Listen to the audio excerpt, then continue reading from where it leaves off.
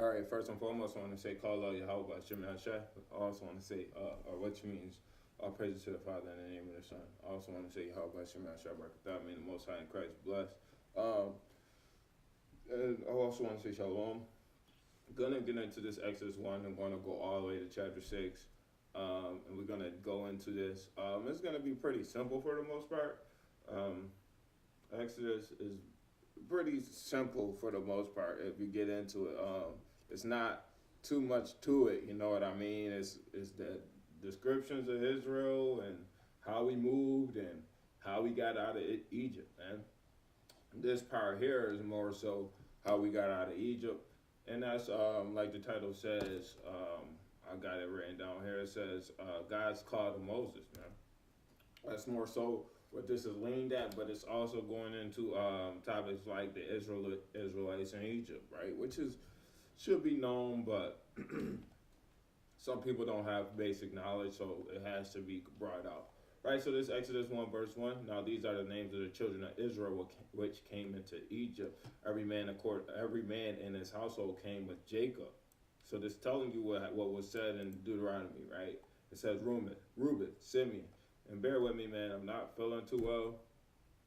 My stomach is all in a fritz right now, man. I think it's these damn mandarin oranges, man, and I tried to prepare myself for the Sabbath, man. And these joints got my stomach in a fritz, man. I ain't gonna lie to you, man. It's like damn near two running backs is running through my stomach and bumping against the walls of my stomach, man. It's ridiculous. But I'm gonna do this work. Camp gonna be pushed to Sunday. Maybe out in Buffalo. So tonight camp is canceled due to this, man. So we gonna still get this word out here, man.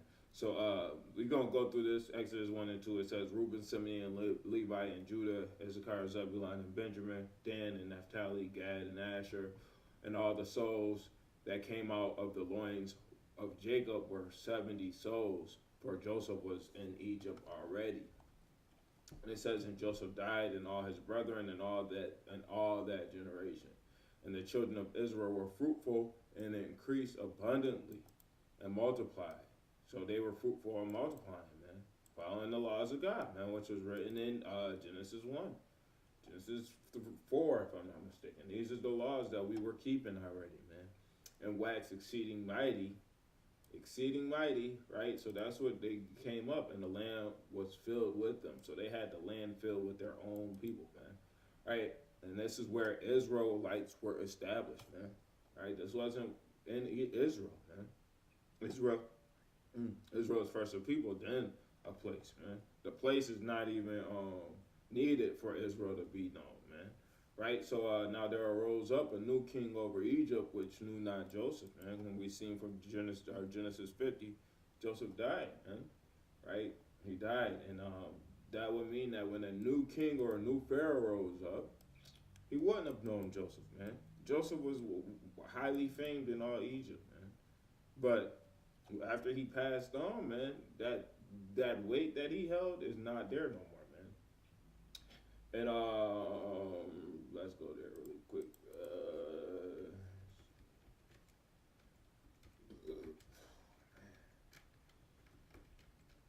Give me 1 second.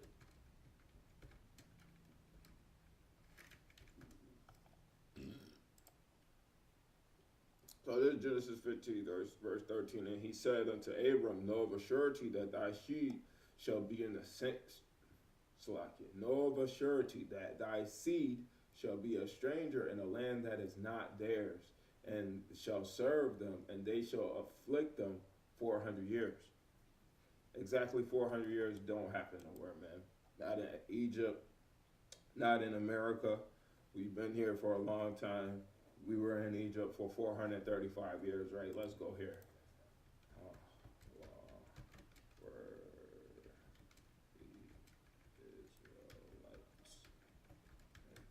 I think it's 435 years. I'm not sure. 430 years. So when we go into it, right, that 400 years that's talked about here is talking about around 400 years, man. Right? So, and even if, okay, we on this, right? Exodus 12 and 40 is talking about this, man, right? And then Acts 7 and 6, it says, God, or I want this out of new tab because I want the King James Version. It said, and God spake on this way, that his sheep shall sojourn in a strange land, and that they shall bring them into bondage and treat them evil 400 years, right? And it says, verse 7, Salakia, and the nation to whom they shall be in bondage will I judge. And God said, after that, they shall come forth and serve me in this place. So, yeah, that's talking about two different situations, man. Right? Genesis 15:13 ain't just talking about Egypt. It's talking about Egypt, and it's talking about Israel, man, or us now in America, man. And the Exodus 1 and 8, man. This is to show you, man. This is where I'm at, man. Right? That's what brought me to Genesis 15:13. This is how we see that the precepts line up, man. It ain't just a me thing, man. It's a spiritual thing, man. We can see this stuff, man.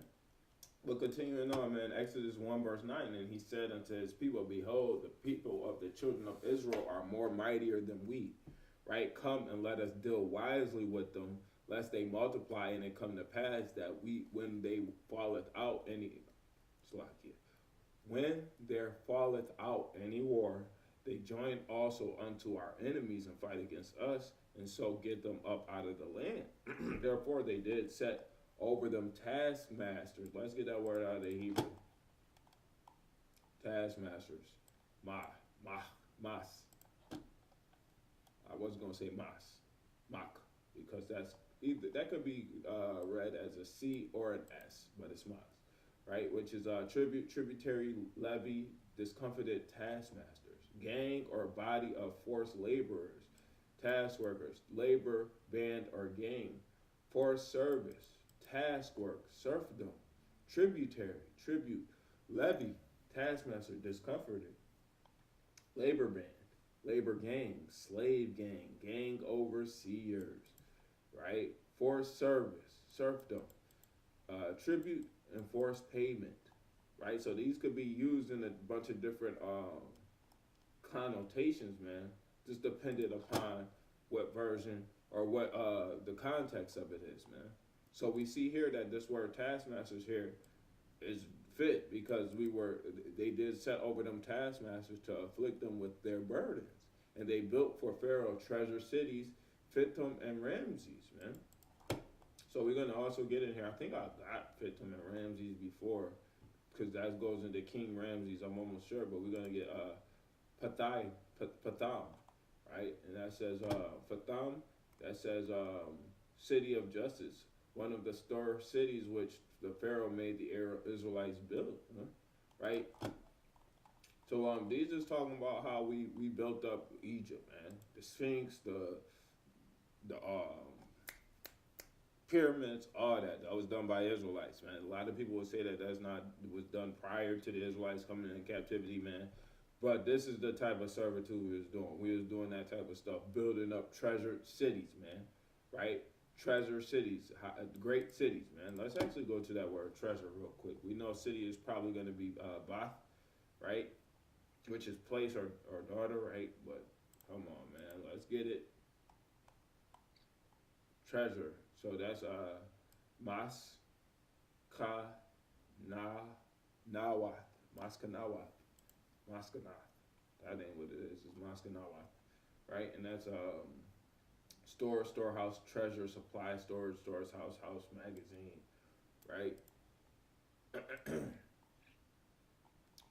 And then we just seeing that they keep their treasures, they storehouses, right? The thing that was they was keeping the pharaohs and all their treasures and all that stuff in the pyramids, man. That was kind of like a grave for them, man. So these things, man, was for the Pharaoh, man, and that's what they is. But the more they afflicted them, the more they multiplied and grew, and they were grieved because of the children of Israel. Now, we got to remember this, right? A lot of people will say that a man shouldn't have multiple wives or whatever the case is if he in servitude, man, right? Even though we see here that it's not mentioned about multiple wives or anything along the sorts, right? We do see that the children of Israel were multiplying and growing. It wasn't a state of riches and wealth, but they were able to have multiplied, right? And even going further into this, man, they did have their own cattle, they did have their own things like that, man. But they were still under servitude, man. They weren't rich and wealthy, man, right? Let's get this really quick.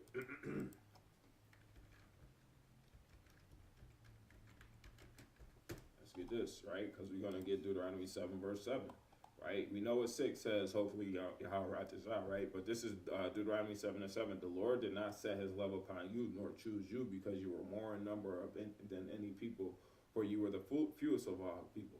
But because the Lord loved you, and because he would keep the oath which he had sworn unto your fathers, had Yahweh brought you out with a mighty hand and redeemed you out of the house of bondage from the house of Pharaoh, king of Egypt, man. All right, so the Lord, he chose us because of the established covenants with our forefathers, man. He chose us from the beginning, man. Right? It ain't because we had everything or because we were more in number, man. Right? It was because the Lord chose us, man. Right? So that's why I got to, right? And the Egyptians made the children of Israel to serve with rigor, right? Rigor, same difference, right? Let's go to that word in the Hebrew, rigor, cruelty, harshness, severity. This was severe servitude, man. Cruel servitude, man. Inhumane. That's another way to say it, man. And what's inhumane? Trying to get somebody to build. Wait, let's see this, right?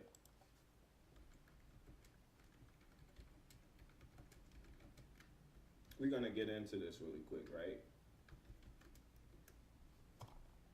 Says 137 meters or 449 feet tall. 450 feet tall, right? How much does one brick of the pyramid weigh? It knows what I was asking. 2.5 tons for one brick. What is rigor, man? Having to have a whole bunch of people take a bunch of bricks and build up 150 feet tall, or 450 feet tall pyramid, man. That's what this is talking about, man. Right? And they made their lives bitter with hard bondage in mortar and in brick. What's that mortar and brick? Brick and mortar. Right? That's talking about building stuff, man. Mortar, let's get that Homer. And it says cement, mortar, clay, cement, clay, mirror, heap, swelling, surge of water, Homer, dry. So what did it say here, man? It said limestone and granite, right?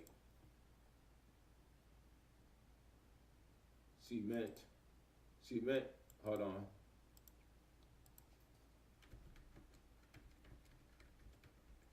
We just gonna get it.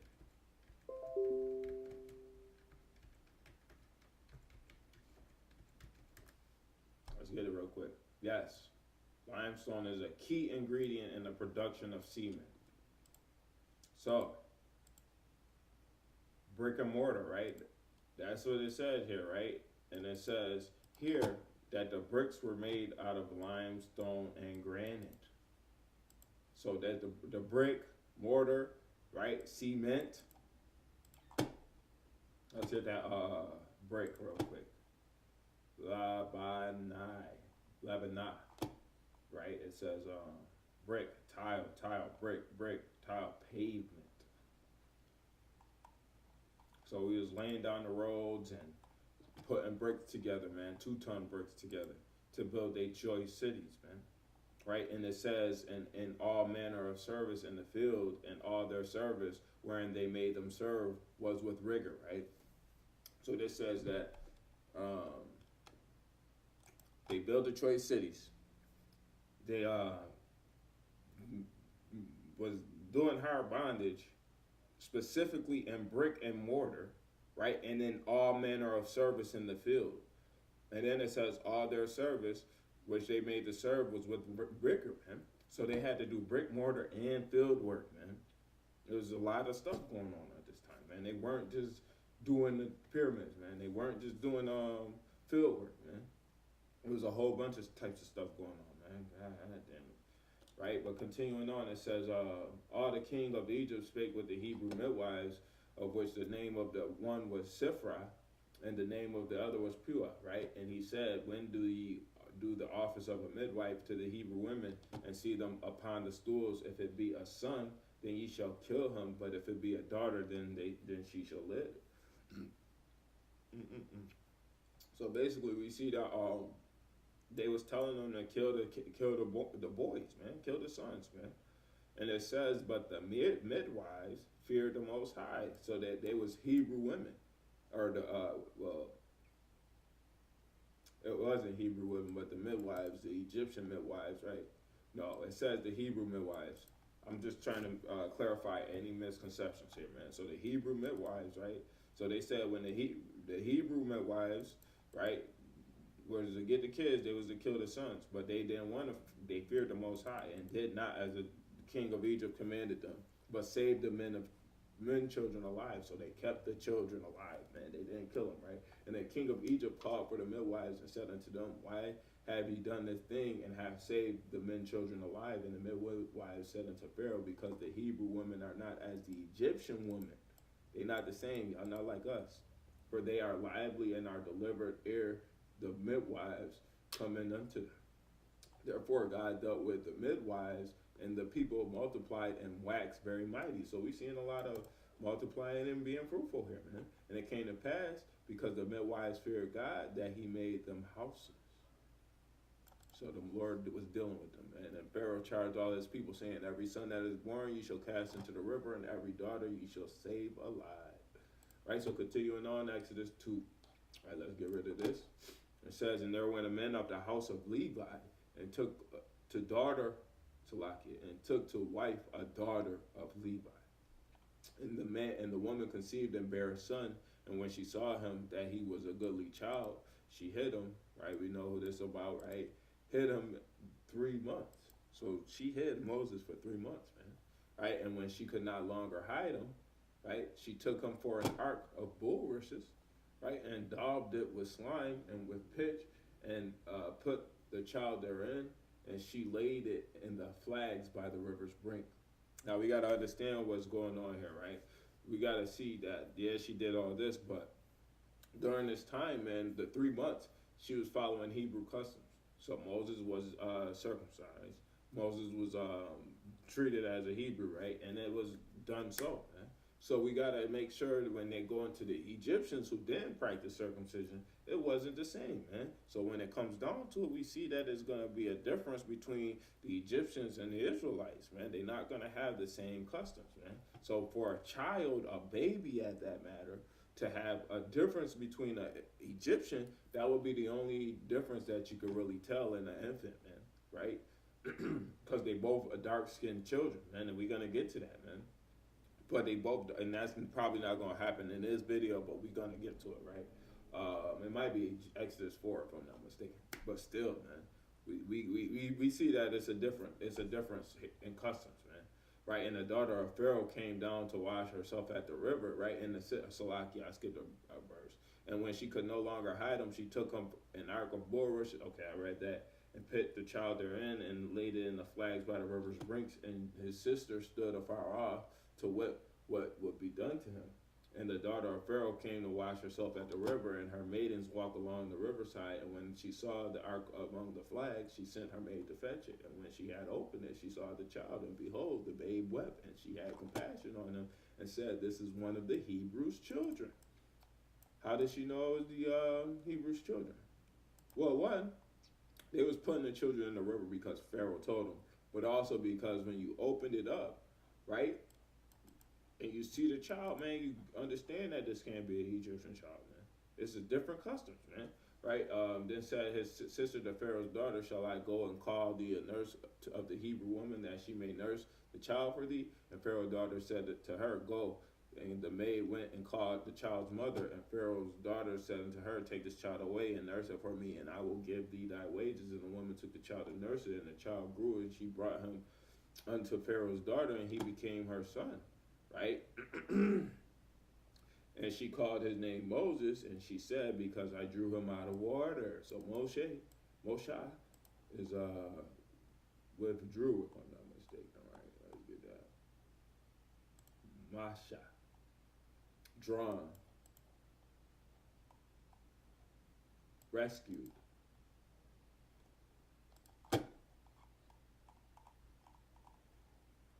So continuing on, and she said, because I drew him out of water, right?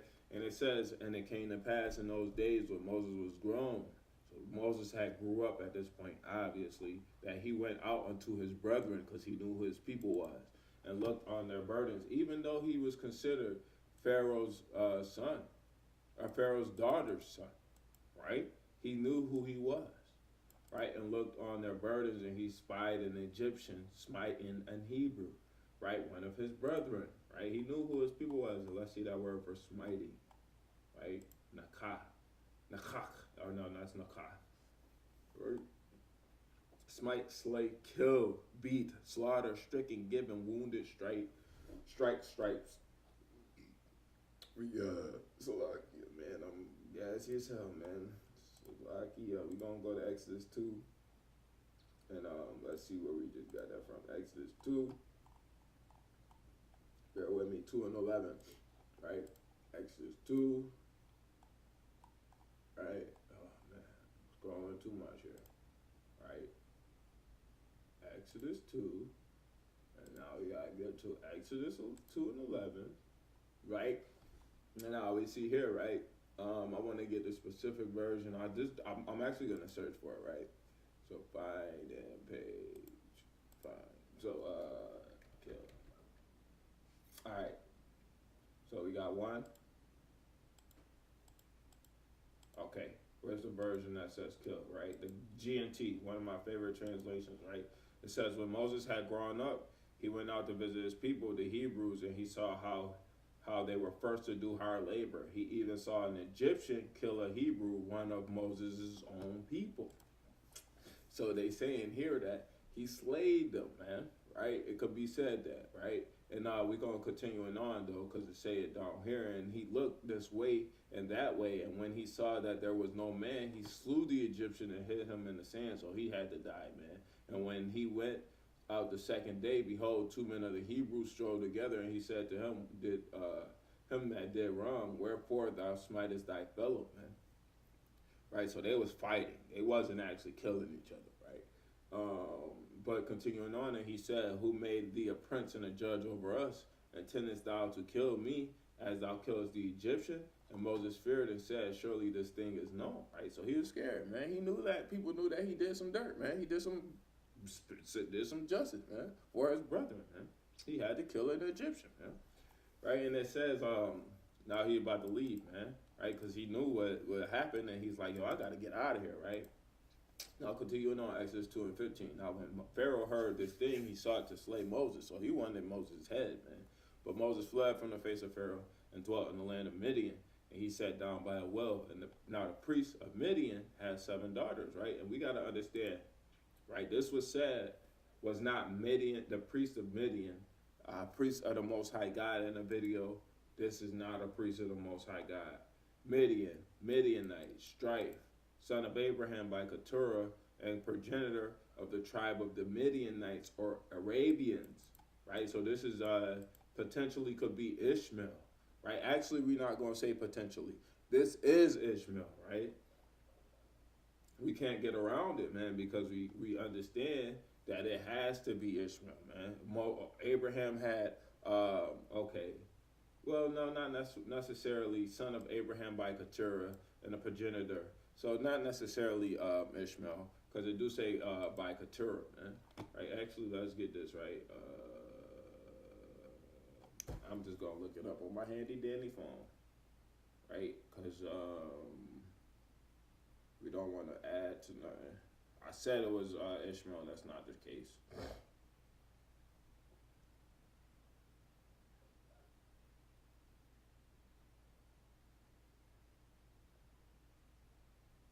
Okay, so yeah, basically,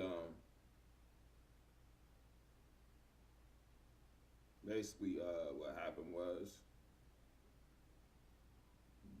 Abraham had children with Keturah, man, and that's who the Midianites are. And then let's see. Hold on, wait. We gonna go there real quick.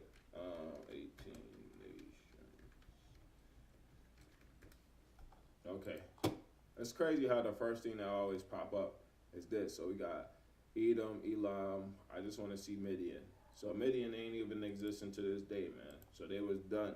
It was dealt away with, man. So we could see that the Midianites, that was just for the time being, they had place in the land of Midian, man, obviously, right? So now the priest of Midian, which wasn't an Israelite and wasn't following the Most High God, man, they might have had practices that was relative, like circumcision and maybe the diet to relative to Israel, but it wasn't the Israelite customs. He was not a priest of the Most High God, man. Right? I've even heard in a video that they served the sun, the moon, and the stars, man. But I wasn't too sure about that because I wasn't sure if Midian was the Egyptians or not, and they're not, man. They're not even Hamites, man. They're not Hamitic at all. They are Hebrews, man. So that's not necessarily the case that they may have been serving the sun, the moon, and the stars, but they were not serving the Most High God, right? And the shepherds came and drove them away, but Moses stood up and helped them and watered their flock, right? And when they came to Ruel, their father, he said, "How is it that ye are come so soon today?" And they said, "An Egyptian delivered us out of the hand of the shepherds, and also drew water enough for us and watered the flock," right? And he said unto his daughters, "As where is he? Right? Why is it that ye have left the man? Call him that he may eat bread." And Moses was content to dwell with the man, and he gave Moses Zipporah, his daughter. Right? So she had to be a Midianite too. I don't know where the conception that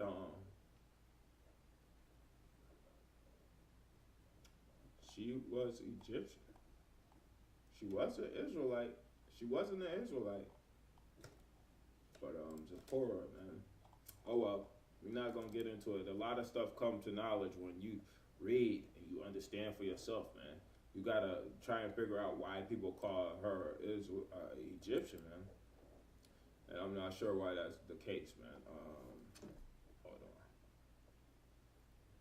We're not gonna go there, right? "And she bare him a son and called his name Gershom, for he said, I have been a stranger in a strange land. And it came to pass in process of time that the king of Egypt died, and the children of Israel sighed by reason of the bondage, and they cried, and their name came up unto God by reason of their bondage," man. Right?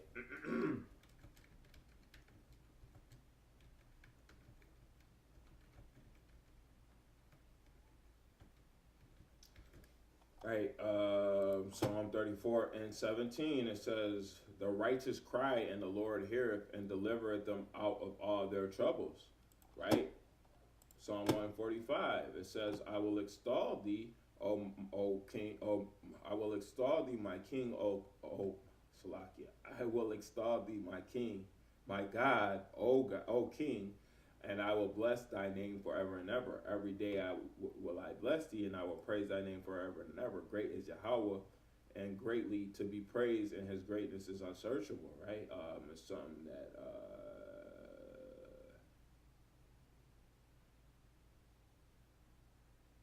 hold on. Let me see here. Let's go Control F. Okay. So this is Psalm 145 and 19. "He will fulfill the desires of them that fear him. He will also hear their cry and will save them." Right? "The Lord preserveth all them that loveth, but all the wicked will he destroy." Right? So the Lord is dealing with those who are dealing in righteousness, man. So now we're gonna see going forward why Israel wasn't able to see the Holy Land, man, because the Lord did spare them. He heard their cry in this place, man.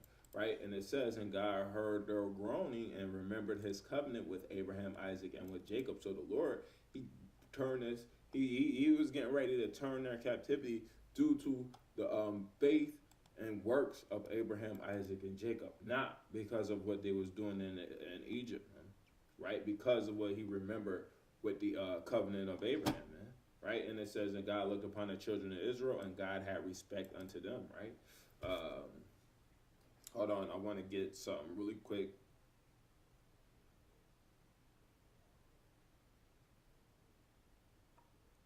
Okay. So Isaiah 17:7. No, nope, that ain't what I want.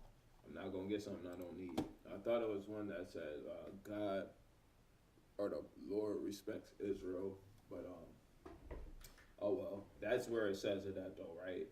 But continuing on, Exodus 3 verse 1. Now we got to be very careful when we dealing with this scripture, right? Because we see here that Moses, when dealing with the burning bush, this might not have been Yahweh in that bush, man. It was of the Most High Yahweh, but it was not Yahweh. It was the words of Yahweh, but it was not Yahweh, like Christ. Here, let's get that really quick, right? Because we're gonna have to deal with this, right? Eventually, we're gonna have to get into this anyway. So here we see John 1:1. It says, "In the beginning was the Word, and the Word was with God, and the Word was God." Go to Exodus or Torah series part 1 to see what that God was talking about, man. Right? You should be, if you caught up, you should know that the God talked about here is not the Most High God, man. Now, being with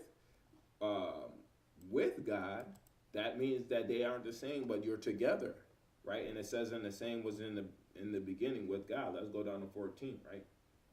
And it says, "And the Word was made flesh." It don't say, "And God was made flesh," right? "And dwelt among us, and we beheld His glory, and the glory of the only begotten of the Father." So it don't say that He was it was the Most High. It says it was the only begotten of the Most High, full of grace and truth, man. So when we see this in John 1, it's not talking about the Most High God, man. So when we see here, we're going to see what this is talking about now that we got a little bit of understanding. So Exodus 3 verse 1, "Now Moses kept the flock of Jethro, his father-in-law," right, "the priest of Midian," right? And it actually just say that he was a priest of Midian. So let's see what Jethro is, right? It don't really say. So we're not going to go under the assumption that he was Israelite or Midianite, or he was a Egyptian, right? We're not going to go along those lines. "And he led the flock up to the backside of the desert, and came to the mountain of the Most High, even to Horeb." And it says the mountain of Allahayim, honestly. But it is what it is. Now we see in Exodus 3 verse 2, this holds a lot of weight, right? It says, "And the angel of Yahweh." It says not say "and Yahweh," it says the angel of Yahweh. So now when we see in these next verses going down that the Lord is speaking unto him, it's through the angel of the Lord. It's not directly through the Most High. Now this ain't always the case. We're going to get deep into Exodus, and we're going to see points and parts where Moses was talking directly to the Most High face to face, it says in some parts of the scripture. And the context clues don't indicate that he was talking to the Lord, Lord, all lowercase, right? It's talking about the Most High God, man, right? So it says, and it says, "And the angel of Yahweh appeared unto him in a flame out of fire out of the midst of the bush. And he looked, and behold, and the bush burned with fire, and the bush was not consumed." So now we also have to understand that he looking in the face of the angel of the Lord. He's not looking at the face of the Most High, man. You can't look at the Most High face to face, right? But you can look at an angel face to face. That's the difference, man. That's why it says in one part of the scripture that he dealt with the Most High face to face, and in another one in the same chapter or same book it says that that no man could see the Most High face to face, right? So we got to understand there's two different beings, two different. It's the angel of the Lord, Yahweh Shai. This is Yahweh Shai, right? And then it's the others, the other, or not the others, the Most High Yahweh, right? So the angel of the Lord here is Yahweh Shai, right? And we're gonna explain that when we get a little bit further down here in 14, right? So let's just continue on, right? So we see here, "And the bush was not consumed, and Moses said, I will now turn aside and see this great sight, why the bush is not burnt. And Yahweh saw that he turned aside to see Elohim called unto him out of the midst of the bush and said, Moses, Moses. And he said, here I am. Let's get that. Because it don't even say the Lord. It don't even say Yahweh. Right? It says Elohim. And it's clear that it ain't Elohai. This is Elohai. This is Elohim, plural, man. Right? Like when we went to the last video, like the Torah series part 11, it's when it says God of Abraham, God of Isaac. It says Elohai, Abba, Abraham, Elohai, Elohai, Abba, or no, God of our fathers, Abinai, Elohai, Abinai, or Abba, right? That's God of our fathers, right? So we gotta see that it's not always the Lord or the Most High God talking to Moses, man. It says Elohim powers or the angel of Yahweh, right? Let's get that word angel, man, because that's malak. That's singular. It's not malachium. It's malak. So it was malak is another word for king too, man. So when we see here, man, that was a figure, man. That wasn't the Most High God there, man. Right? It was a tool or a vessel used by the Most High God to communicate with Moses at this time, man. Right? Because it says God called him. It doesn't say Yahweh said unto Moses out the bush, man. We see that it's not talking about the Most High God here, man. Right? And he said, draw not nigh hither, put off thy shoe from thy feet, right? From off thy feet, for the place wherein thou standest is holy ground, man. Moreover, he said, I am. So now this is him speaking for the Most High God, because we ain't gonna see Elohim, man. We're gonna see Elohai, Elohai of thy father, Abba Yan, right? Elohai, Abraham. So you see in this, man. Right? He's speaking for the Most High, though. Moreover, he said, I am the God of thy father, the God of Abraham, the God of Isaac, and the God of Jacob. And Moses hid his face, for he was afraid to look upon Elohim. So he was afraid to look upon him, man. And Yahweh said, right, that I have surely seen the affliction of thy people which were in Israel, right? And let's see what that says, right? It says, hold on, did it not say the Lord? Okay, so yeah, Salakia, right? And it says, I have surely seen the affliction of my people which are in Egypt, and have heard their cry by the reason of their taskmasters, for I know their sorrows. Right? So the Lord knew what they was going through, and or Yahweh knew what they was coming through. This is spoken by the Elohim, though, man. The Elohim not here, but over here where it says God called, that's who was speaking, man. It's still the same, because we can see through contextual clues that this is who's speaking, man.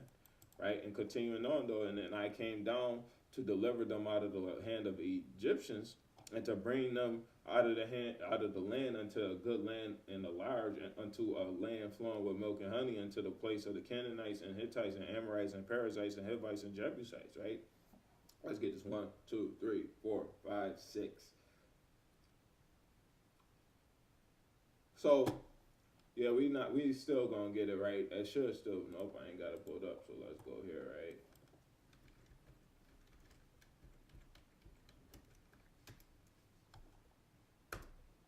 Come on.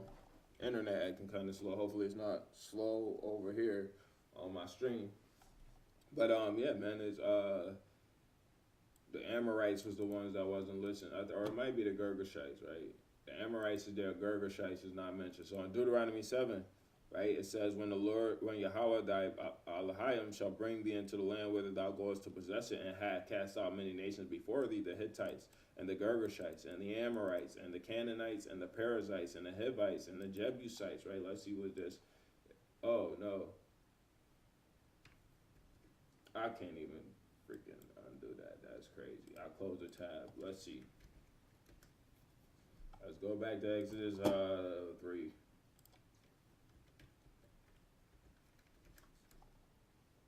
We're going back to Exodus 3 because I closed out the tab, right? So it might be hold on, let's go back to where we was at, right? So we got the Girgashites, Amorites, Canaanites, Perizzites, Hivites, and Jebusites. The Jebusites might not be mentioned there either, right? Let's see, Jebusites. Nope. Okay. Just wanted to ensure without saying 7 nations greater and mightier than thou. So these 6 nations mentioned here, minus the Girgashites, right? So 7 minus the Girgashites, so 6 nations was mentioned in Exodus 3, right? And when the Lord prophesied unto Moses about what was going to happen. So this is reiterating what's going to happen when we're supposed to get the land, right? So continuing on, right, it says, now therefore, behold, the cry of the children of Israel is coming to me, and I have seen also the oppression wherewith the Egyptians oppressed them, right?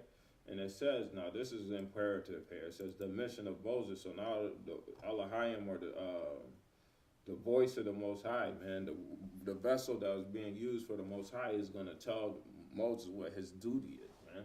Come now, therefore, and I will send thee unto Pharaoh, that thou mayest bring forth my people, the children of Israel, out of Egypt. Right? Come, and Moses said unto Elohim, right?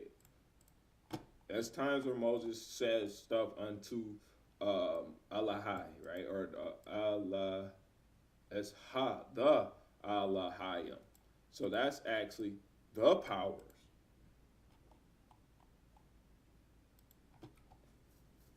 It ain't talking about the Most High right there, man. It says, and Moses said unto the powers, who am I, that I should go unto Pharaoh, and that I should bring forth the children of Israel out of Egypt? And he said, certainly I will be with thee, and this shall be a token unto thee that I have sent thee. When thou hast brought forth the people out of Egypt, ye shall serve God upon this mountain, right? And let's see what this word for God is here, man. Because it might be Elohai, I'm not sure. Anu, Anakai, I don't know what that is. But I just want to see God. So that's Ha-Elohim, man. The powers, man. Right? I just wanted to ensure what it was saying, man. Right? So you shall serve the powers upon this mountain. And then it says, and Moses said, behold, and Moses said unto Elohim, right? It's probably Ha-Elohim. Behold, when I come unto the children of Israel and say unto them, the God of your fathers have sent me unto you, and they say it to me, what is his name? What shall I say unto them, right? So now look, Ha-Elohim, the powers, right? Elohai. It's 2 different inflections of Elohim here. It's Elohai and it's Ha-Elohim. So Moses, when he said it to the powers, he was talking to the powers about the Most High, right? So, and let's go here, right? Does it say Elohim? Okay, so said Amar, or said the powers, right? So it says, and God said unto Moses, or the power said unto Moses, I am that I am. That's not the Most High, man. Right? Let's get that, right? And we could say that this was after Abraham, but this being here, or whatever you want to call it, was already there prior to Abraham being on the scene, man. I can't get John 8 out of a good version, man. Let's go here, John 8 KJV, man. They trying to kill me with this stuff, man. So we're going 8 and 48, man. Right, and it says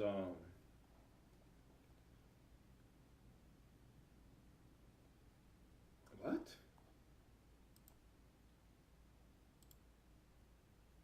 Oh, 8 and I do say 48, but it's 58, right? Let's just go here and check. It might be 58, but I'm not sure. Right, okay. So now here we go. Right, and it says, Yahushua said unto them, verily, verily, I say unto you, before Abraham was, I am. So they didn't have, some of these people didn't have the proper understanding, man. Because Christ was telling us that he was I am, that I am that I am, man, right? And then they took stones up to cast at him, but Yahushua hid himself and went out the temple, going through the midst of them, and so passed by. So they didn't perceive this, man. Right? They could not have ears to hear, man. Right? So let's go here back to Exodus 3. When it says I am that I am, that's talking about Christ. In all instances, man. What Christ says, he's the Alpha and the Omega, beginning and the end, that's Christ, man. But that's not the Most High, because the Most High cannot be the beginning or the end, because he is above time, man. He is the Ancient of Days. Actually, let's go here.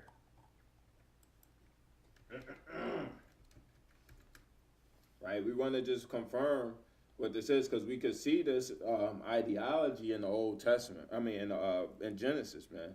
But we see that it's a direct conversation between a man and the powers, but it's also going to be a direct conversation between a man and the Most High, in a point going further down, man. Right? But 8, 7, and 9.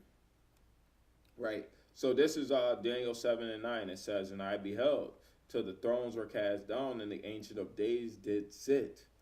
Ancient of Days means before time, man. He's ancient to days, man. So this talking about the Most High, whose garment was white as snow, and whose hair was and the hair of his head like the pure wool, his throne like the fiery flame, and his wheels as burning fire. Now let's go here, man. Right? Since we want to talk about the Most High, man, and see that he was the Ancient of Days. Now we're gonna go to Daniel chapter 10, right? Man, I do not know where it is in here, right? I don't even know how it's written. Sheesh, how is it written, right? Man. Okay. There we go. So there's Daniel 10 and 5. It says, "Then I lifted up my eyes and looked, and behold, a certain man clothed in linen." It says a man. Right? This ain't the same thing, man. The Ancient of Days and this man are two different people, man. Whose loins were girded with fine gold of Uphaz, his body also with the beryl, and his face the appearance of lightning, and his eyes as lamps of fire, and his arms and his feet like the color to polished brass, and the voice of his words like the voice of a multitude. So that's talking about Christ, man. That's honestly pretty much identical to what Revelations 1 says, man. So, that I am, that Ancient is not the Ancient of Days, man. That Alpha and Omega is not the Ancient of Days, man. The beginning and the end is not the Ancient of Days, man. There is a differentiation between Yahweh Shai, I am that I am, or Yahweh Shai, which is we know him as now, man, and Yahweh, man, right? So it says, "Thou shalt say unto the children of Israel, I am have sent me unto you," right? So this here says, "The God of your fathers have sent me unto you," which is true in all in integrity and honesty, man, right? But we got to continue on, man. So if we see in verse 15, it says in Elohim, right? Let's get that before we go too far, right? That could say Elohai if it was the Most High, man, right? Because Yom makes it plural. If Elohai, Yom says something, that's the power said. So, and power said unto Moses, "Thus shalt thou say unto the children of Israel," right? Yahweh, Elohim. Wait. That might actually be Yahweh Elohai. Right? So let's go. Let's continue on. Yahweh Elohai. Why would I be able to find what I'm looking for that way, man? Right? I'm gonna lean this a little bit more this way. Right? Why would I be able to find that this way, man? Right? Why would I know that it says Elohai before I even know that it says Elohai, man? Because that's what the scripture is implying, man. It's a difference between Elohim and Elohai. Because why it says the Lord God of your fathers, man. It's specific, man. Because this says that I am have sent me unto you. So this is saying that I am sent me, but Yahweh, Elohai of your fathers, the God of Abraham, the God of Isaac, the God of Jacob has sent me unto you, right? So this is the God of your fathers, the Elohai, the Yahweh. That's the one that it's talking about. He don't never call himself the God of your fathers, man, right? I am that I am is not talking about the God of your fathers, man. But Yahweh is the God of your fathers, man. Right? And it says, this is my name forever, and this is my memorial unto all generations. Now, when he's saying that this is my name, he's speaking for the Most High, man. I am that I am was speaking for the Most High, man. And he said, "This is my name," or "This is who you're gonna tell the children that who sent you, man." Right? Go and gather the elders of Israel together and say unto them, hold on, right? Okay, yeah. Saying to them, Yahweh Allahai shall your fathers, the God of Abraham, of Isaac, and of Jacob, appeared unto me, saying, I have surely visited you and seen that which is done to you in Egypt, man. Right? And I could go into that and prove that is Yahweh Allahai. Actually, I'm just going to do it, man, because I don't want to leave no stones unturned, man. So Yahweh Allahai. It's easy, man. Even though the word that they say is Elohim, they do that to confuse us, right? They do it on purpose, man. Right? So, what the heck?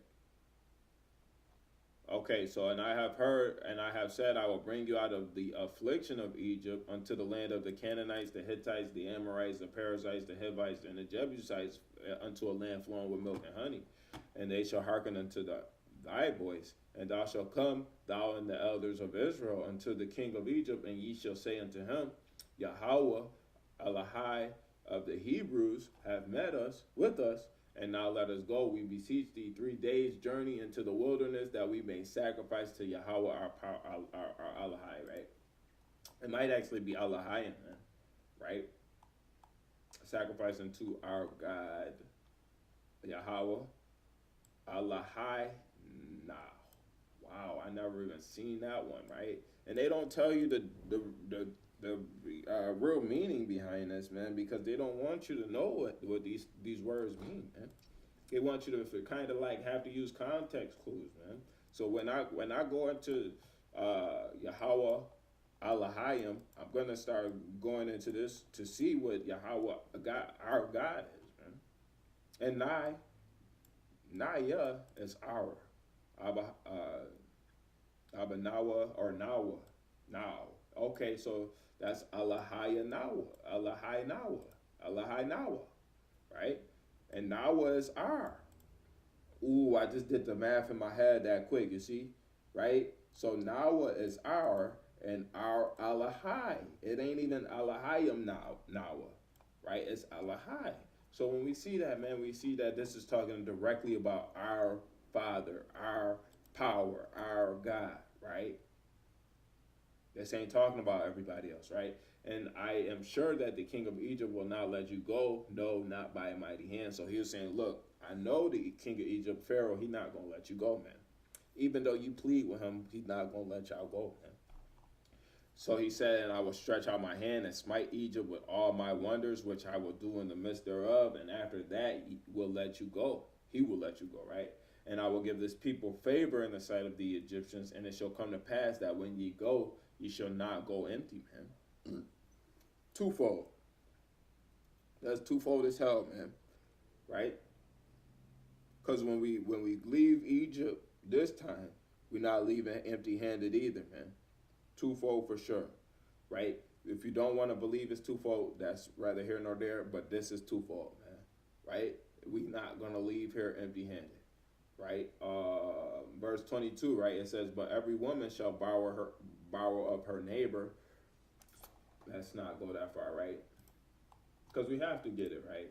Let's see, Exodus, what was it, 3 and 21. I gotta get it. I got to. It's gonna crush me inside if I don't get Exodus 3 and 21 and see what the cross references read. Right? I'm looking for something out of the New Testament. Nope. Nope.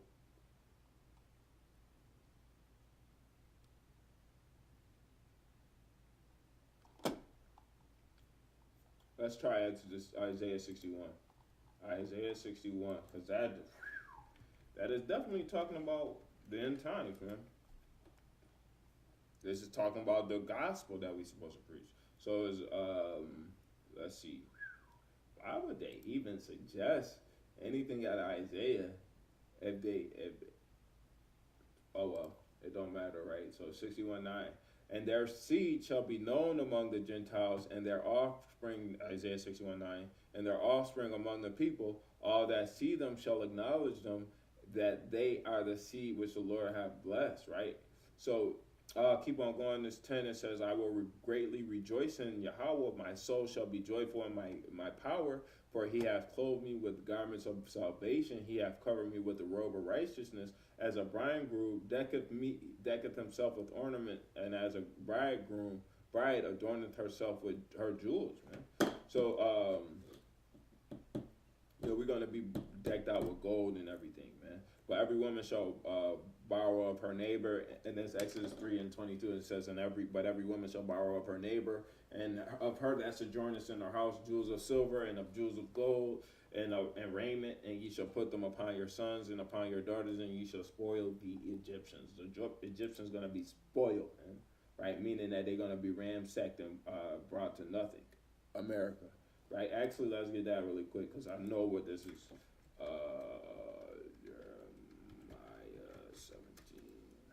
It might be 16, right? It's 16. It's 16. I should have known that. Brought this out at camp last week, if I'm not mistaken. All right, so Jeremiah chapter 16, verse 16, it says, Behold, I will send for many fishers, saith Yahweh, and they shall fish them. And after I will send for many hunters, and they shall hunt them from every mountain and from every hill and out of the holes of the rock, man. So we're going to go and we're going to look for these people, but what we're going to take with them? These people and their riches, man. Right, actually, let's go here, right? even if it don't say nothing about treasures, man, I'm still gonna get this, man, because it goes into it too. So there's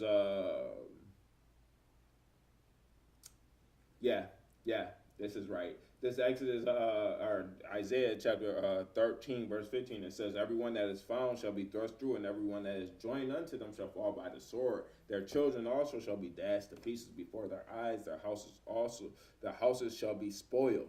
So we're gonna take and bring everything out. And it says, and their wives ravished, right? Behold, I will stir up the Medes against them, which shall not regard silver, and as for gold, they shall not delight in it, man. So we really gonna just take it, man. They're not gonna want it in this time, man. We're gonna be able to take it, man. Exodus 4, right? It says, and Moses answered and said, right? But behold, they will not believe me nor hearken unto my voice, for they will say, Yahweh hath not appeared unto thee. So they was like, look, Lord ain't dealing with you. Now this is when we're gonna see the sign that Moses was a black man. Right, we're going to deal with that, right? And the Lord said unto him, what is in thy hand? And he said, a rod. It's a couple things that he's going to show them, but this is part of it, right? And it says, and he said, cast it on the ground, and he cast it on the ground, and it became a serpent, and Moses fled from before it. And Yahweh said unto Moses, put forth thy hand, and take it by the tail, and put forth his hand. And he put forth his hand, and he caught it, and it became a rod in his hand. So he said, he cast forth the rod to the ground, it turned into a snake. He grabbed it by the tail, picked it up, and it was a rod again, man. That was a sign. That they may believe, right, that Yahweh, Elohim, or Elohai, that's Elohai, their fathers, the God of Abraham, the God of Isaac, the God of Jacob, have appeared unto me. And Yahweh said furthermore unto him, put now thine hand into thy bosom. And he put his hand into thy bosom, and when he took it out, behold, his hand was leprous as snow. Leprosy in the Bible ain't talking about the leprosy of today. Let's get leprosy, right? Let's get this leprous. Sarah Salag. Tazarai, that's leprous. To be diseased of skin, be leprous. To be a leper, to have leprosy, right? I thought it said something about Esau in there. That's why I stopped to look. Now, let's just go to Google and let's look up.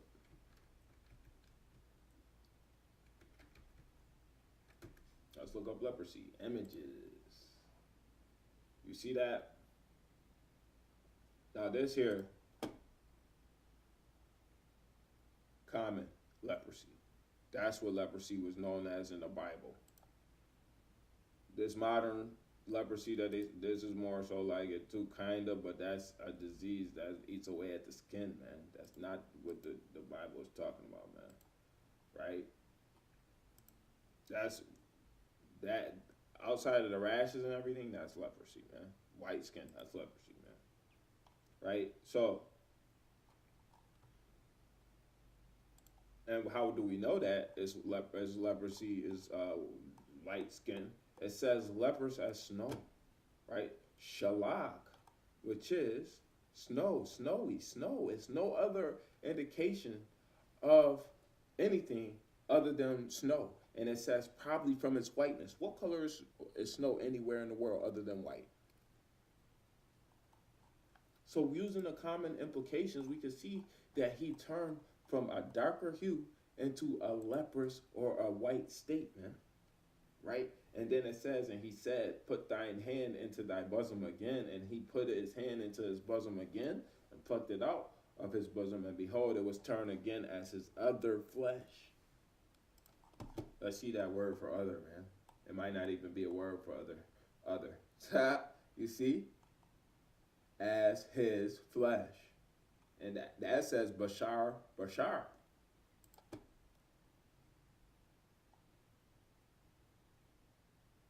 Flesh, body, fat flesh, lean flesh, right? Kin.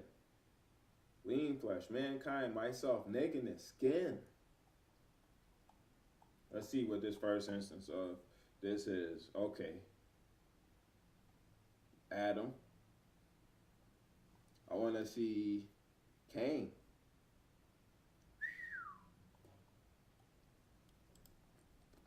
It's a difference, man. It's not what we think it is. It's not what they say it is. It's what the scriptures are implying, man. He turned back to black, man. He turned back black. He didn't put his white hand in here. It came out white. He put his white hand back in there, and it came out white. Right. Let's see.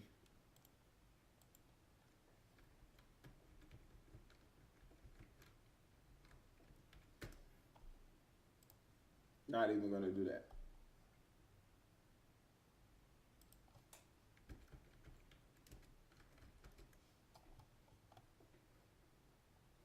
You see what they saying, man? They saying he put his hand in his thing, and then that's what they think it looked like, man. It looked like that, and then it came back. Nah, man. And he was still talking to the burning bush, right?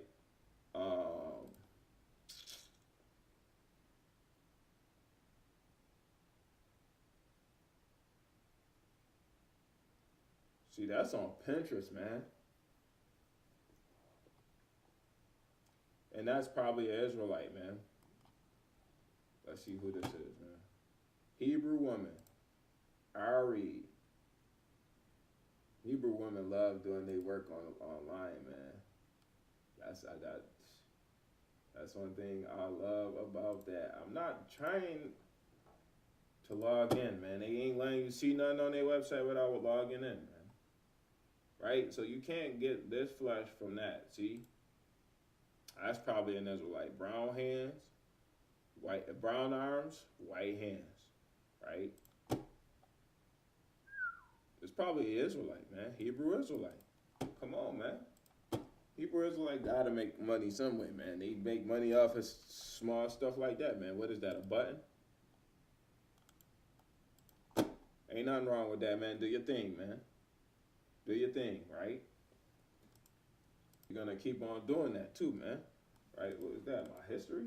I never even knew that it was like that, right? Watch a lot of Chicago PD on my Peacock so I don't do nothing else on this computer. I ain't scared to share my history or nothing like that. You could go through years of history on this computer, man. Right? Ain't nothing to hide, ain't nothing to be scared of, right? Yeah, so he turned back to his regular flesh, man. And it shall come to pass, if they will not believe thee, neither hearken to the voice of the first sign, then they will believe the voice of the latter sign. So they said, look, if they don't believe the snake, then they definitely going to believe your hand changing colors going back into your shirt. Now, let's say this, man, right? Okay, white man. I got too much lotion on today, right? But let's say white man get ashy, man. His skin turns a little bit whiter, man, right? Let's see, right? That could be an instance that we could say, oh, but he could probably just been ashy, right?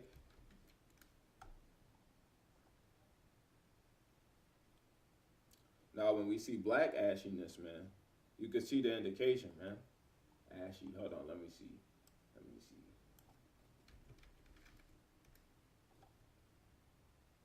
really, they just turn more red.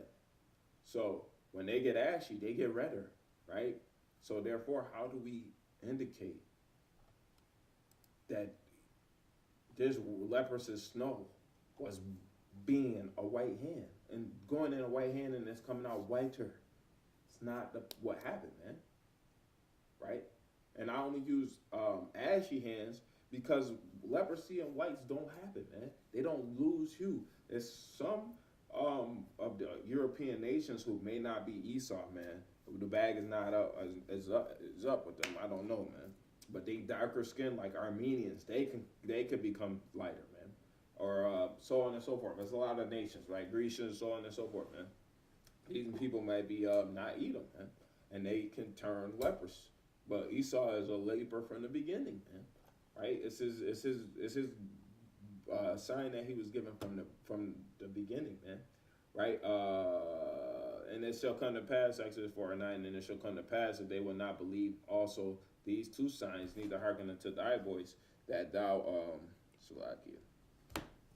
that thou shalt take of the water of the river and pour it into the dry land, and the water which thou takest out of the river shall become blood upon the dry land. So they said, look, we're going to turn the water to blood. And Moses said unto the Lord, I actually need to be writing these down, man. Because when it comes to the plagues of Egypt and some other things in the Bible, man, I ain't going to lie, I don't have the most knowledge with this. Right? And there's a lot of stuff that a lot of us don't have a lot of knowledge on, man. But that's why we read to understand. I can't find a pen, of course. Right? So we had the serpent rod first. Oh my goodness, I can't spell serpent rod. And then we had the leprous hand. And now he's going with blood, water. 1, 2, 3, right? Those are the signs that the Lord is telling us that he gonna do, man. Right? And the water ain't necessarily a sign for the children of Israel, but a plague upon Egypt. Right? Now we're gonna continue on, right? This is how we know that Moses had to have been a black man, right? And we know that that's how we determine who was who, man. Right, so it says, and Moses said unto Yahweh, O my Elohim, right? Or that's, hold on. Moses said unto Yahweh, O my Adonai. See, Adonai is speaking directly to the Lord. Strong's H136, Adonai. Adonai. I don't want to do that, but it is what it is, right? So Moses is talking directly to the Lord right here, right? And Moses, well, not necessarily, because it's still the burning bush, but he was speaking to the Most High through the burning bush, right? So it says, and Moses said unto Yahweh, O my Adonai, I am not eloquent, neither therefore, nor since thou hast spoken unto thy servant, but I am slow of speech and slow of tongue. So he was like, and of a slow tongue. So he's like, look, I'm kind of hard. You kind of talk like me. Like, when they come down to it, when I try and find words, sometimes I'll be like, trying to find the words and calculate in my mind where the word is, find it in that storage bank, and sometimes I miss the point, but not all the way like me, because I can carry eloquent speech and I can hold conversations with a lot of people, man. So it's not really like me, but some people have slow speech, man. Right? That's what Moses saying. He basically saying, look, man, I ain't got it like that, man. Right? And Yahweh said unto him, who made man's mouth? Who hath made man's mouth? So the Lord was like, Yahweh was like, who you think made your mouth, man? Or who maketh the dumb, or deaf, or the seeing, or the blind? Have not I Yahweh? So Yahweh was direct. He was like, look, I did these things, man. Right now, therefore, go, and I will be with thy mouth and teach thee what thou shalt say. And he said, oh my Adonai, that's most likely going to be Adonai. I want to see it though. Adonai, right? Oh my Adonai, send, I pray thee, by the hand of him whom thou wilt send. Aaron to be Moses' mouthpiece, right? So we continuing on, right? It says, and the anger of Yahweh was kindled against Moses, and he said, it is not Aaron the Levite thy brother. I know that he can speak well, and also, behold, he will he cometh forth to meet thee, right? And he will seeth thee, and he will be glad in his heart, and thou shalt speak unto him and put words in his mouth, and I will be with thy mouth and with his mouth, and will teach you, and ye shall do, and what ye shall do, right? And he spake by the spokesman unto the people, and he shall be, even he shall be to thee instead of a mouth, and thou shalt be to him instead of the Most High, man. Right? So he said, look, you're going to be to him the mouth. Oh, no. He's going to be the mouth for you. He's going to speak for you, and you're going to be to him like unto the Most High. But not like unto the Most High, like powers. Allah, like unto the powers, man. La'alahayim, man. So we could see here, man, that he's going to be powerful. He did not get called Alahai. He did not get called anything other than thou should be unto him instead of powers, man. And it says powers there, man, because Moses was getting talked to by the powers, man. Right? He wasn't getting talked to by the Most High in some points, man. Right? I'm not going to fully stand on that Moses was only talking to the burning bush and it was only Yahweh Shai, man. I'm not going to fully and firmly stand on that, right?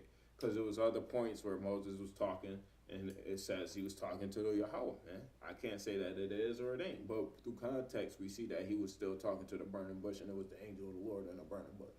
So we're gonna assume that it wasn't the Most High, but rather the mouthpiece of the Lord being Elohim. That's why it says here that he's gonna talk to Aaron instead of and you're gonna be to him instead of the Most High, because the Most High could have went directly to Aaron, but he chose Moses, man.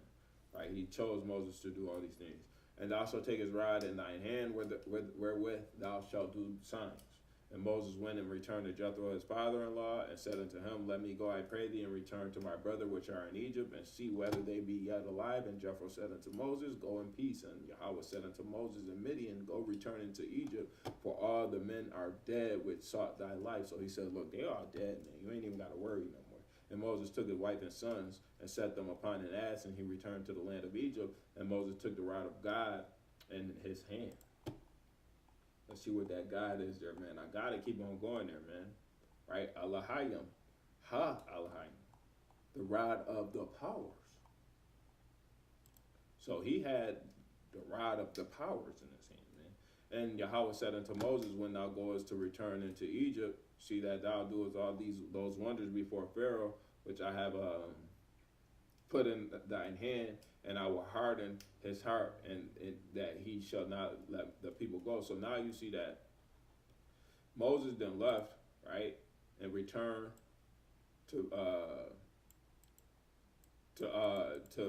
Jethro, right?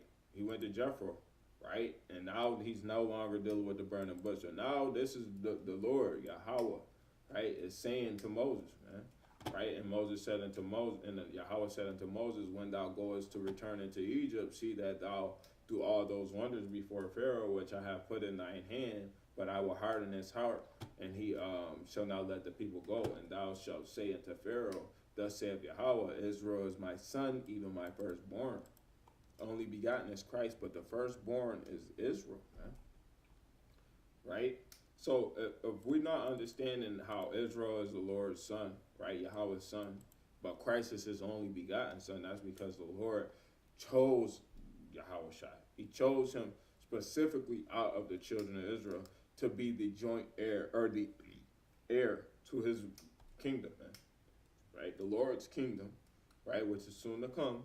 Yahweh Shai is the only begotten, or the joint, or the heir of the kingdom, or the throne, and he's going to rule, man.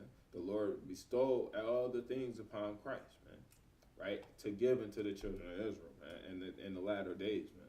Just how it was bestowed upon Moses here, man, to give him the law, statutes, commandments. Christ's going to be better.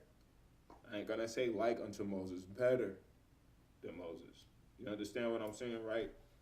And I say unto thee, Let my son go. So he's talking about Israel, his son, right, that he may serve me. And he said that he may serve me. So Yahweh wanted us to serve him, man. Israel wasn't going to do that. We're going to get there eventually, right? And if thou refuse to let him go, behold, I will slay thy son, even thy firstborn. It's a lot here. I'm feeling it right now.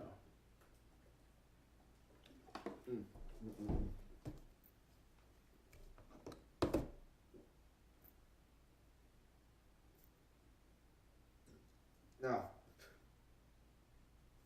there's a warning from the Lord telling Pharaoh, right?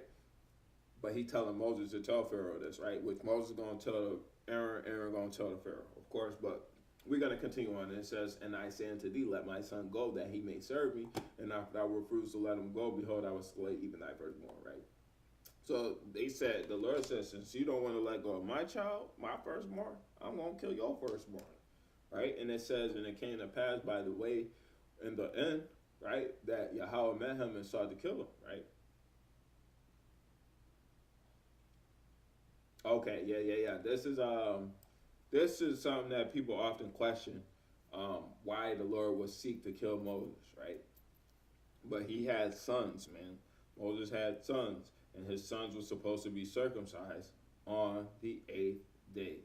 Remember that all Israel was supposed to be circumcised on the 8th day. So this is why the Lord was justified in seeking to kill Moses, man. Right? And it says, then Zipporah took a sharp stone and cut off the foreskin of her son. She did the circumcision and cast it at his feet and said, surely a bloody husband art thou unto me, because she had to do his work. She got her hands bloody for the things that he was supposed to be doing, man. So he let him go. Then she said, a bloody husband thou art because of the circumcision, right? And Yahweh said unto Aaron, so that's that, man, right? This is one instance where we don't have too much explanation. We just see it, but it's all in here, man. Moses was supposed to do the deed. Moses was supposed to circumcise his children on the 8th day. Moses should have known this, man, right? And the Lord was willing to kill him for it, man, right? But Zipporah, right, not even an Israelite, did the due diligence, man. She knew that about circumcision too, man. Being a daughter of a priest of Midian, man. The Midianites practiced circumcision, man. They had to if they were of Torah, being the children of Israel or children of Abraham, man. Hebrews, man. Right? But if they not, I need somebody to show me that, man, right? So continuing on, right? And Yahweh said unto Aaron, go into the wilderness to meet Moses. And he went and met him in the mount of Alahayim, or I think that's Alahayim. In the mount of Alahayim, the powers, Alahayim. Right, the mount of the powers, and kissed him. And Moses told Aaron all the words of Yahweh who had sent him, and all the signs which he had commanded him. And Moses and Aaron went and gathered together all the elders of the children of Israel. And Aaron spake all the words which Yahweh had spoken to Moses, and did the signs in the sight of the people. So he did the serpent rod, he did the leper's hand, and then blood water came next, man. And the people believed, and when they heard Yahweh had visited the children of Israel, that he had looked upon their affliction, they bowed their heads and worshiped. So they were glad when they heard that Yahweh was about to deliver them, man. Got 2 more chapters to go, man. And I'm going to get through these 2 chapters as much as my stomach hurting, man. Much as I don't feel like doing it, man, I'm still going to get through it, right? So we see this here, man. Right? It says, and afterwards, Exodus 5, and afterwards Moses and Aaron went in and told Pharaoh, thus saith Yahweh Elohim Yasharallah, let my people go, that they may hold a feast unto me in the wilderness, right? So they was like, let my people go, that we could do a feast day, man. And Pharaoh said, who is Yahweh, right? He was questioning the Most High, that I should obey his voice to let Israel go. Why, who is this dude that I got to obey him, right? I know not Yahweh. Neither will I let Israel go. So Pharaoh was like, hell nah, man. Get that out of here, man. Right? And they said, the God of the Hebrews have met with us. I want to see what the God, Alahai. So I knew it was that, but I didn't want to just add to it, right? So let us go, we pray thee 3 days journey into the desert and sacrifice unto Yahweh our Alahayim. Or that's Alahaynawa. Alahaynawa. Let me get it. Alahaynawa, right? Alahaynawa. adds up, man, right? Lest we fall upon us with pestilence or with a sword, man. So it's good to have these words that you going into the Hebrew and trying to understand what these words mean, man. The reason why I knew now was because of the Lord's Prayer. Abba Nawa, Shabbat Shemayim, Shema, Shokta, but it's our Father, Abba Nawa, our Father, or Father our, right? That's how I knew what it was, man. It helps to know some Hebrew, man. Don't think that you don't need to study the Hebrew, man. Actually, I don't want to get into that because I've already done a video on that, but we need to get into the Hebrew. Blue Letter Bible is the one thing that I use every time I'm going into these lessons, man. Right? I go into the Blue Letter Bible every time I go into these lessons because Blue Letter Bible shows you the Hebrew. Now, if you want to go this route and go to Bible Hub shows you the Hebrew too, man. Right? Where is it? Boom, boom, boom. And it gives you the Strong's version, man. Right? But what we see here, man, is when sometimes they won't have the full extent of some of the words, man. So you would have to go to Bible Hub or Blue Letter Bible and get the full extent. So it's better to just use this. And then when you need a cross-reference or you need a treasury of scripture, you could go to Bible Hub, man. Right? Bible Gateway is obviously what I use strictly for reading and precept upon precept, but this is what I use for the Hebrew, man, and it works wonders, man. It helps you understand the scriptures, right? So we left off here, right? Okay, so Exodus 5:3, and they said, God of the Hebrews have met with us. Let us go. We prayed thee 3 days' journey into the desert and sacrifice unto Yahweh, Allahayano, right? Unless he fall upon us with pestilence and a sword, right? You got to remember what they saying, man. Right? So pestilence and a sword, right? And the king of Egypt, Pharaoh, said unto them, wherefore do ye, Moses and Aaron, let the people from their works, right? Get unto you your burdens. Let me see that, right? Exodus 5:4. I just want to see it out of another version because it kind of is worded wrong or weird, and I hope it's not wrong. But we just gonna see Exodus 5:4. Let the people from their works. Oh no, that actually makes sense, right? But if we go into I'm gonna use the one that I like the most, right? The GNT. It says the king said to Moses and Aaron, "What do you mean by making the people neglect their work? Get those slaves back to work." Right? So he was like, look, man, what you talking about letting them go? Right? We ain't gonna let them go. Get them back to work, man. Right? Get you unto your burdens. Go get your jobs done, man. And Pharaoh said, behold, the people of the land are now many, right? And ye make them rest from their burdens. He said, look, man, we got a lot of people here, man. Y'all giving us rest from our burdens, man. Why would we let y'all go, man? And Pharaoh commanded the same day the taskmasters of the people and the officers, saying, ye shall no more give the people straw to make brick. So he said, look, man, y'all ain't going to be able to use it with straw no more, man. Let them go gather straw for themselves. So he said, look, we ain't going to give you the straw no more. You got to go get it yourself now. Gather the straw yourself. So he put more work on it, man. And the tale of the bricks, which they did make heretofore, right? You shall lay upon them, ye shall not diminish aught thereof, for they be idle. Therefore they cry, saying, let us go and sacrifice to our God. So he said, look, man, they idle, man. They want to go do service to their God, man. Right? Blasphemous, man. Talking crazy about the Most High God, man. Right? Let their more work be laid upon the men, right? That they may labor therein, and let them not regard vain words. So he said, look, man, what they speaking is vanity, man. Moses and Aaron are speaking vanity. We don't even want them adhering to what Moses and Aaron are saying, man. That's what Pharaoh was saying here, man. This is nothing, man. Get them to work so they cannot even think about it, man. Right? And the task, so this is verse 10, and the taskmasters of the people went out and their officers, right? And they spake to the people, saying, Thus saith Pharaoh, I will not give you straw. Go ye, get you straw where you can find it, yet not aught of your work shall be diminished. So he said, look, man, y'all got to get the straw for yourselves, so y'all got more work to do, man. So the people were scattered abroad throughout all the land of Egypt to gather stubble instead of straw. So he was trying to gather small pieces of straw, man, to make straw for this, man. And the taskmasters hasted them. So they was basically saying, hurry up, man.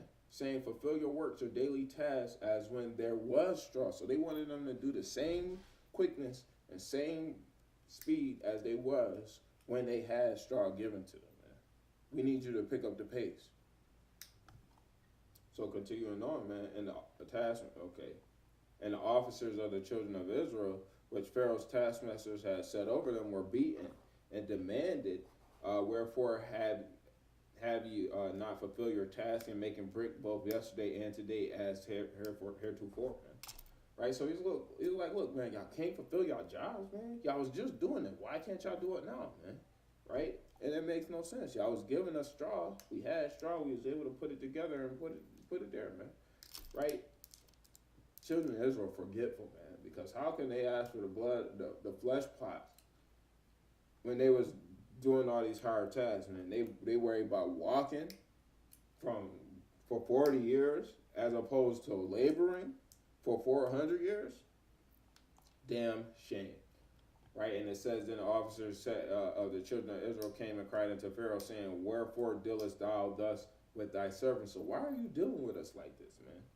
Right? There is no straw given unto thy servants, and they say to us, make brick, and behold, thy servants are beaten in the fault as in thy own people, man. He said, look, it's y'all fault that we can't get this done, man. It's y'all fault, right? But he said, ye are idle, ye are idle. So you said that we idle, we ain't doing nothing, right? Therefore you say, let us go and do sacrifice to the Lord. And nah, man, that ain't idle work, man. That's the most glorious work that one can do, man. And he said, go therefore. So he's like, y'all ain't doing nothing, man. Why y'all want to go sacrifice to the Lord, man? Go therefore now and work. He said, go and do some work, man. For there shall no straw be given you, right? Yet shall ye deliver the tale of bricks. They said, look, you got to still get these bricks here. We not giving you nothing, man. And the officers of the children of Israel did see that they were in evil case. After it was said, ye shall not diminish aught from your bricks of your daily tasks. The bricks should be the same amount, man. And it was about, what, 2 tons? They had to gather enough to make 2 tons of bricks, and then put them and get them going with the other pyramids and everything, man. They was putting us through hard bondage, man. And they met Moses and Aaron, who stood in the way as they came forth from Pharaoh, and they said unto him, Yahweh look upon you and judge, because ye have made our Savior to be abhorred in the eyes of Pharaoh and the eyes of his servants, to put a sword in their hand to slay us, man. Right? And Moses returned unto Yahweh and said, Yahweh or Adonai. I want to make sure that says Adonai. Adonai. And said, Adonai, wherefore hast thou evil entreated this people? Why is it that thou hast sent me? For since I came to Pharaoh to speak in thy name, ye have done evil to this people, neither hast thou delivered thy people at all. Moses is hard to hear him too, man. He's told him, he's not going to let your people go, man. He's not going to let them go. He told Moses that. Moses didn't even pay attention or something, right? Because he told Moses, man, I'm going to tell you what to do, but he's not going to let your people go until after a while, man. That's what he said, right? So this is Exodus 6, man, right? I'm just trying to see how far down I got to go, because I'm about to probably lay it down, relax, man. My stomach is killing me, man, right? But Exodus 6:1, and Yahweh said unto Moses, now shalt thou see what I do to Pharaoh, right? What I will do to Pharaoh. So he said, look, man, I'm about to do something. I'm about to make it happen, right? For with a strong hand shall he let them go, and with a strong hand he shall drive them out of this land. Now he said he's with a strong hand, so he's going to be basically beating on them until that end of that time. And he gonna run them out, man. He gonna try and take them out, man. And God speaking to Moses, okay, we want to see what that God is here, because it might be Allahayim. Allahayim. So this is literally power speaking unto Moses, man. Right? And said unto him, I am Yahweh. Right? And this is what we know is that it's speaking for the Most High. The powers is speaking for Most High, or Christ. Right? And I appeared unto Abraham, unto Isaac, and unto Jacob by the name of Allahayim of, no, that can't be Allahayim, right? Allah or Ba'Allah Shaddai, Al Shaddai, right? That's how they knew the Most High was Al Shaddai, right? And so he said, I appear unto Abraham, unto Isaac, unto Jacob by the name of Al Shaddai, but by my name Yahweh was I not known to them, right? So even in Exodus 6, it reiterates that the Most High's name is Yahweh and not Ahaya or Ahaya, Ahaya, right? That's not what it's saying, right? It ain't that, right? It's Yahweh, right? And I also established my covenant with them. So this is the angel of the Lord speaking for the Most High. It says here, the Allahayim spoke. It don't say that the Most High said that, man. Right? We got to go with what it's saying, man. So here we see that the Allahayim is speaking for the Most High, or Christ is speaking for the Most High, right? And I have also established my covenant with them to give them the land of Canaan and the land of their pilgrimage, wherein they were strangers, right? I want to get that strangers because it's probably Gar or Magar, right? Magar, pilgrimage, Gar, Gawar, Magawar, and Gar. I said both of those though, right? Strangers. Talking about Israel, man. That's when usually the implications of Israel is used for Gar, man. Right? And it says, and I also heard the groaning, or righteous men, right? Sometimes Abraham was called Gar or Magar too, man. Not to take away from the scripture, right? But and also it's an instance where another nation is called Gar, but that's one instance in the scripture. So in most implications is Israel, right? But continuing on, and I also heard the groaning of the children of Israel, whom the Egyptians keep in bondage, and I have remembered my covenant. So the Lord remembered the covenant, man. Wherefore say unto the children of Israel, I am Yahweh, and will bring you out from under the burdens of the Egyptians, and I will rid you of their bondage, and I will redeem you with a stretched out arm and with great judgments, right?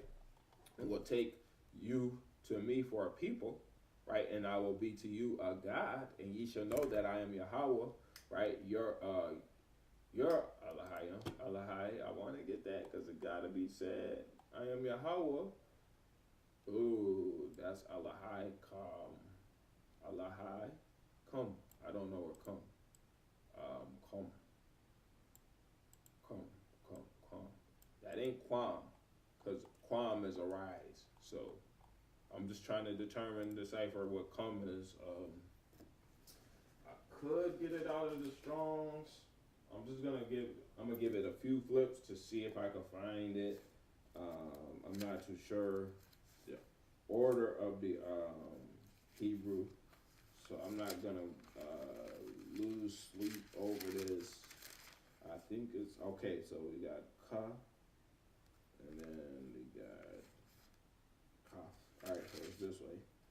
Back L. Come. C K. So that's Kanin, right? Salakia, it's good to have this here. And I'm almost there. I'm looking for it. Khan. Agreed. Right? Khan. Agreed. So we looking for Kum. It should not be too far from Kum. Khan. And look, it's not in here. So that's why sometimes you can't find the answers, man. Sometimes you gotta go with the words and do the research, get down to it. We're gonna write down.